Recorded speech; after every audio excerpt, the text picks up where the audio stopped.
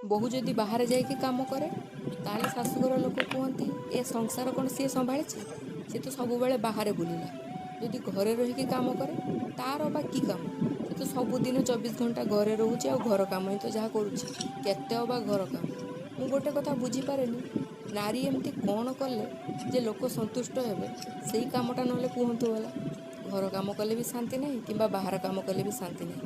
ଏମିତି କେଉଁ କାମଟା କଲେ ଶାନ୍ତି ପାଇବେ ଲୋକ କହିଲେ ଦେଖିଆ। ମୋତେ ତ ଲାଗେ ନା ଦୁନିଆରେ କେବେ କୌଣସି ଏମିତି ବୋହୂ ଜନ୍ମ ହୋଇନାହାନ୍ତି ଯିଏକି ଶାଶୁଘର ଲୋକଙ୍କୁ ସମ୍ପୂର୍ଣ୍ଣ ରୂପରେ ସନ୍ତୁଷ୍ଟ କରିଦେଇପାରିବେ।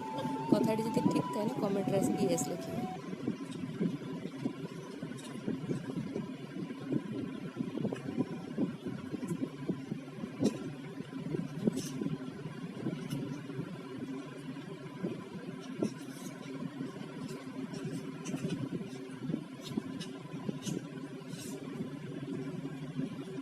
ବୋହୂ ଯଦି ବାହାରେ ଯାଇକି କାମ କରେ ତାହେଲେ ଶାଶୁଘର ଲୋକ କୁହନ୍ତି ଏ ସଂସାର କ'ଣ ସିଏ ସମ୍ଭାଳିଛି, ସେ ତ ସବୁବେଳେ ବାହାରେ ବୁଲିଲା।